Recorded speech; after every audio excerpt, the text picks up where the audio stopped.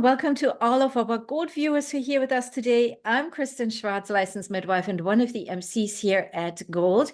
And I'm sitting here today with a special guest, Andreea Ola. Hi, Andreea. Hi, Christine. Oh, So glad to be here. it's wonderful to have you here today. You are presenting, of course, at Gold.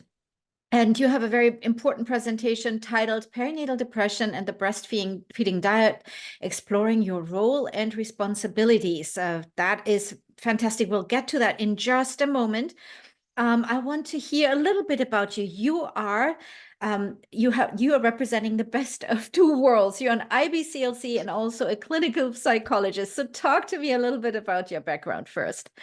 Yeah, so from 2015, I've been an IBCLC and also a clinical psychologist working in private practice.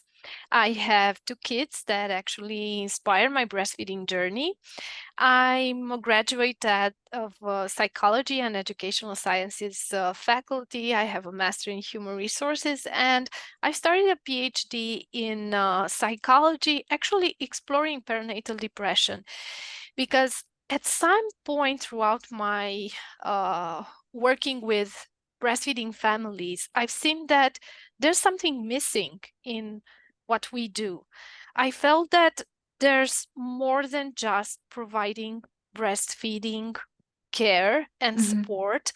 There were other aspects that were influencing a lot what happened during breastfeeding, and those were psychological aspects. So I've gained an interest in perinatal psychology, which is in itself a field of psychology. So we tend to see nowadays people specializing, psychologists, even psychiatrists specializing in the perinatal.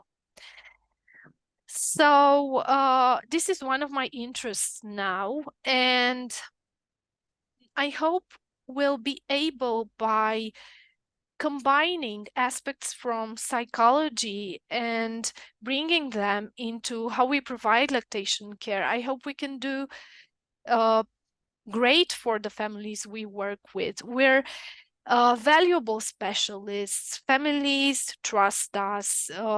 They create a great rapport with us. And I think we can go a little bit further than just providing breastfeeding care.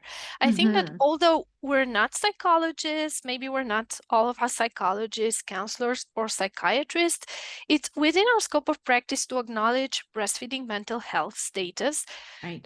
We can use very basic but scientifically validated screening tools, so we can identify parents at risk and refer them to further assessment, diagnosis, and intervention.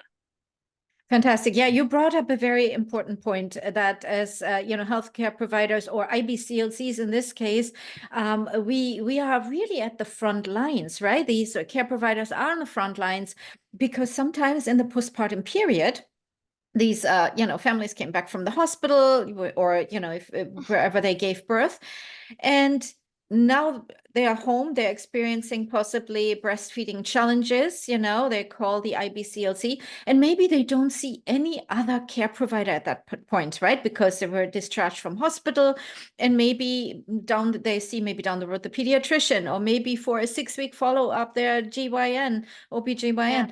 But like in between, there is this huge gap, right? This huge provider gap, care gap. And IBCLCs have such an important role to play because they are right there, filling kind of in that gap. And you're absolutely right. IBCLCs are not psychologists and therapists.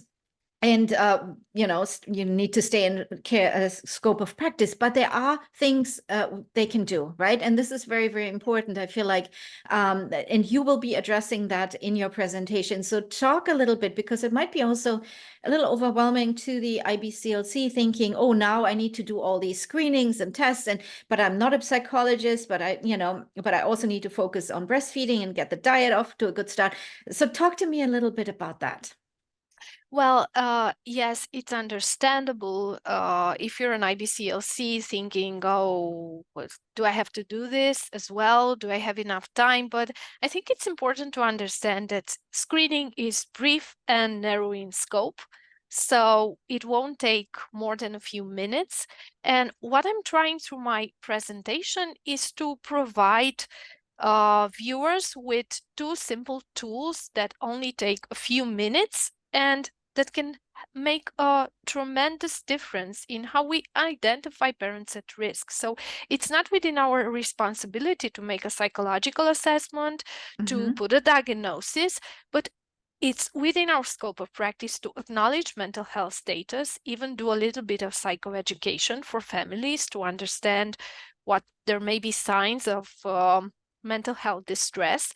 And we can use very, very simple tools that are scientifically validated. We know they work, and they can make a tremendous change in the lives of the families we work with. Because if we acknowledge perinatal depression symptoms, if we identify them, that means we can refer persons at risk on time for assessment, diagnosis, and intervention, and therefore mitigating, reducing the negative outcomes that are typically associated with perinatal depression.